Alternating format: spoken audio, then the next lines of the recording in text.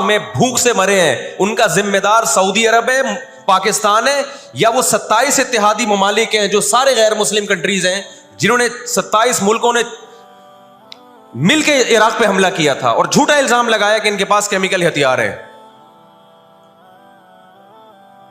اب بھی دنیا کو اگر ہوش نہیں آتا اور کفر کی حقیقت سمجھ میں نہیں آتی ہے، ہمارے لبرل اور سیکولر طبقے کو جو صبح و شام ان کے گن گاتے ہیں، تو پھر آپ کو اس کا اللہ کے سامنے حساب دینا پڑے گا. آج کے جو اخلاق ہیں نا دنیا میں، ان کی کیا ویلیو ہے؟ باپ پر 1 روپیہ خرچ نہیں کرنا، ماں کے لیے، ابا کے لیے اولڈ ہاؤس، اور اماں کے لیے کیا ہے؟ بولتے کیوں نہیں بھائی؟ اولڈ ہاؤس ہے. کبھی لڑتے نہیں ابا سے، کبھی لڑتے نہیں اماں سے. اس سے اچھا وہ بچہ ہے جو کبھی کبھار ابا سے لڑ بھی لیتا ہے، اماں سے لڑ بھی لیتا ہے، لیکن اسے پتا ہے کہ میں نے آخری دم تک ان بوڑھے ماں باپ کو اپنے سے جدا نہیں کرنا. وہ لڑکے توبہ استغفار کر لیتا ہے، وہ زیادہ بہتر ہے. دیکھنے میں یہ بدتمیز لگے گا آپ کو، خدا کی نظر میں اس کا مقام اس سے زیادہ ہے جو تمیزدار ہے. اس تمیز کا کرنا کیا ہے آپ نے؟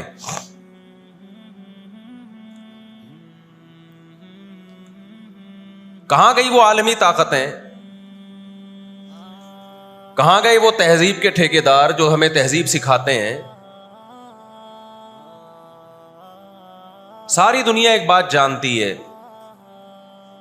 کہ 18ویں 20ویں صدی سے پہلے مکمل فلسطین یہ کس کے پاس تھا؟ بولو بھائی. یہ عربوں کے پاس تھا، مسلمانوں کے پاس تھا، ایک عرب کنٹری تھا. کون سے لا اور کون سے قانون کے تحت اس کو یہودیوں کے حوالے کیا گیا؟ زیادہ لمبی بحث نہ کیا کریں، اسے کہیں ماضی کی طرف جاؤ. کون سے قانون کے تحت اس میں یہودیوں کو لا کے زبردستی بسایا گیا ہے؟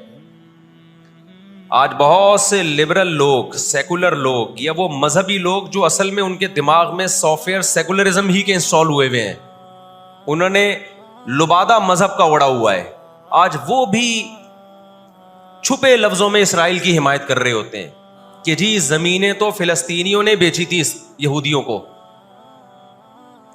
آپ اگر اپنے ملک میں کسی کو زمین خریدنے دیتے ہو تو کیا اس کا یہ مطلب ہوتا ہے کہ کل وہ آپ کا باپ بن جائے؟ دنیا میں کہیں کسی کنٹری میں یہ لا ہے کیا؟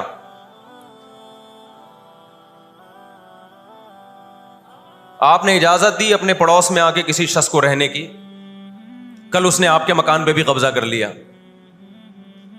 کل اس نے اپنی ریاست کا اعلان کر دیا. دنیا میں کہیں بھی اس بات کو تسلیم کیا جائے گا؟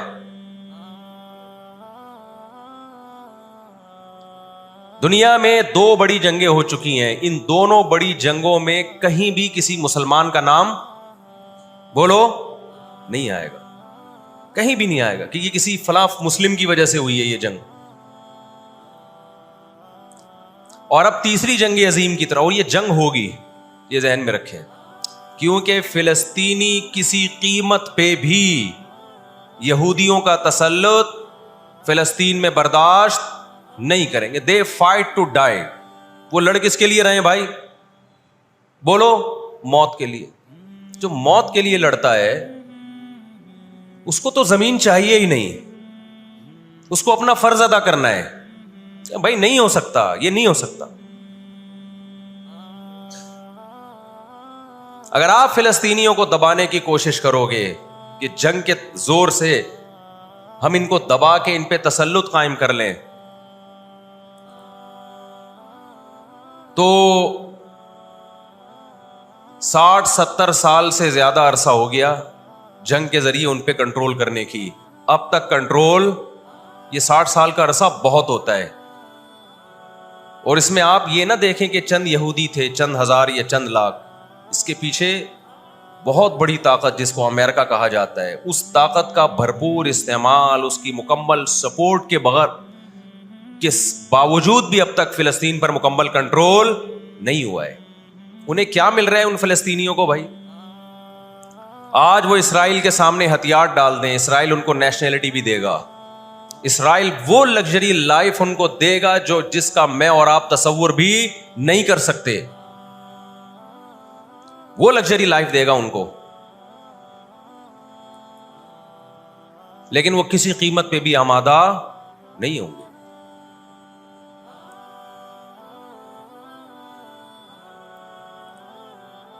تو افسوس ہمیں اس پر ہوتا ہے کہ جب ہم نیٹ پہ دیکھتے ہیں نا، انڈیا ساتھ دے رہا ہے اسرائیل کا، اوپر سے کچھ بیان داغ دیتے ہیں تھوڑے سے فلسطینیوں کے حق میں تاکہ لوگوں کی تھوڑی سی ہمدردی ہمیں ملے، پس پردہ مکمل کس کو سپورٹ کر رہا ہے؟ اسرائیل کو۔ امریکن نیوز چینل بھی اوپر سے بیان دے دیتے ہیں فلسطین میں ظلم ہو رہا ہے، ہم نے اس کو روکنا ہے، مکمل سپورٹ کس کو کر رہا ہے؟ امریکہ، اسرائیل کو۔ اور برطانیہ تو ہے ہی اس فساد کی بنیاد رکھنے والا، رپورٹیں تو بی بی سی بھی پیش کر رہا ہے فلسطینیوں کے حق میں، لیکن جو ریاست بی بی سی کی مالک ہے وہ سپورٹ کس کو کر رہی ہے؟ اسرائیل کو۔ دیکھو، ہم نہ یہودی کے خلاف ہیں، نہ عیسائیوں کے خلاف ہیں، نہ ہندوؤں کے خلاف ہیں، نہ سکھوں کے خلاف ہیں۔ ہندو، سکھ، عیسائی اور یہودی، ان کے بارے میں ہمارے پاس قرآن کی واضح تعلیمات ہیں۔ لا اکراہ فی الدین قد تبین الرشد من الغی، دین میں کوئی زبردستی نہیں ہے، کسی شخص کو مذہب کی تبدیلی پر مجبور نہیں کیا جائے گا، کیونکہ اللہ نے سیدھا راستہ اور غلط راستہ 2 اور 2 4 کی طرح بیان کر دیا ہے۔ جس کا دل چاہے سیدھے راستے پہ چلے، جس کا دل چاہے برے راستے پہ چلے۔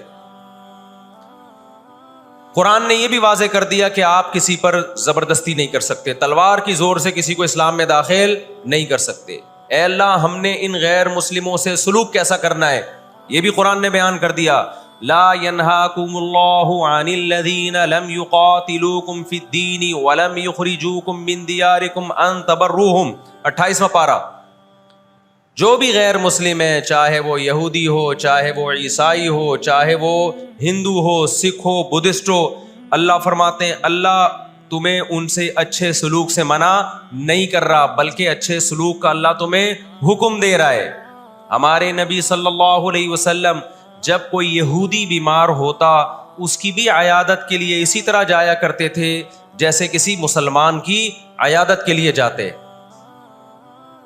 ہمارے نبی کی زوجہ ایک یہودی خاندان سے تھیں، وہ اپنے یہودی خاندان کو ہدیے دیا کرتی تھیں، ہمارے نبی صلی اللہ علیہ وسلم نے اس عمل سے انہیں منع نہیں کیا۔ اور آج بھی بہت سارے یہودی اسرائیل کے مسئلے میں فلسطینیوں کے ساتھ ہیں، ان کے حق میں مظاہرے کر رہے ہیں۔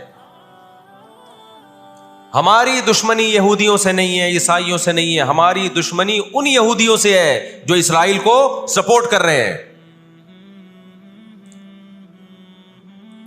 آپ اگر قرآن اٹھا کے دیکھیں، اللہ تعالی نے اپنے محبوب ترین پیغمبر موسیٰ کلیم اللہ وقربناہ نجیہ، جن کے بارے میں قرآن کہتا ہے وہ پیغمبر جن کو کوہ طور پہ بلا کے میں ان سے سرگوشیاں کیا کرتا تھا، اس پیغمبر کو اللہ نے اس قوم کی طرف بھیجا۔ کس قدر ٹینشن دی یہودیوں نے موسیٰ علیہ السلام کو، کیسے معجزے اپنی آنکھوں سے دیکھ رہے ہیں، درجنوں مرتبہ لاٹھی کو سانپ بنتے ہوئے دیکھا، سمندر کو اپنے سامنے 2 ٹکڑے ہوتے ہوئے اس قوم نے دیکھا جو آج اسرائیل پہ قبضہ، فلسطینیوں پہ ظلم کر رہی ہے۔ آج یہودی کیا کہتے ہیں کہ بیت المقدس ہمارا ہے، ہمارے پیغمبر موسیٰ علیہ السلام، ابراہیم علیہ السلام، یعقوب علیہ السلام، اسحاق علیہ السلام، یہ تو سارے ہمارے پیغمبر ہیں، یہ سارے ہمارے پیغمبر ہیں، تو یہ ہمارا قبلہ ہے۔ یہ قرآن کیا کہتا ہے؟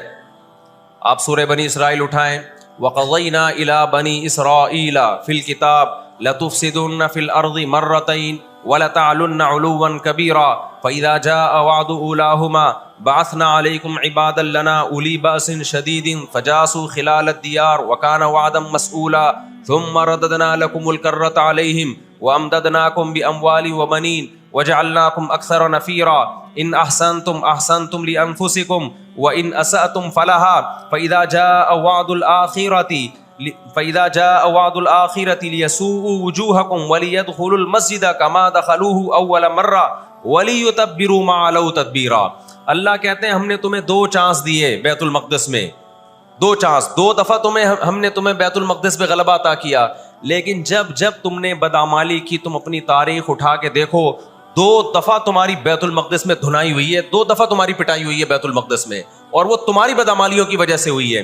تو یہودیوں کے ہاتھ سے جو بیت المقدس نکلا ہے وہ ہماری وجہ سے نہیں نکلا، وہ کس کی وجہ سے نکلا ہے؟ ان کی اپنی ناشکریاں اور اپنی بدعمالیوں کی وجہ سے نکلا ہے۔ اللہ نے پھر عیسائیوں کو غلبہ عطا کیا بیت المقدس پہ۔ دنیا میں 3 مسجدیں ایسی ہیں جو اللہ کی نظر میں بہت مقدس ہیں، اور ان پر حکومت کرنے کا حق، کنٹرول کرنے کا حق اسی کو ہے جو اللہ کے دین برحق کو ماننے والے ہیں۔ یہ اسلام کی روشنی میں، ایک مسجد حرام، ایک مسجد نبوی اور تیسری مسجد اقصی، یہ اسلام کی روشنی میں۔ اور دنیا کے قوانین کی روشنی میں بھی دیکھا جائے، ہو سکتا ہے یہودی کہ میں اسلام کو نہیں مانتا، امریکہ کہے میں اسلام کو نہیں مانتا، آپ نہ مانیں اسلام کو، لیکن آپ ریاستوں کے حقوق کے تو قائل ہیں نا۔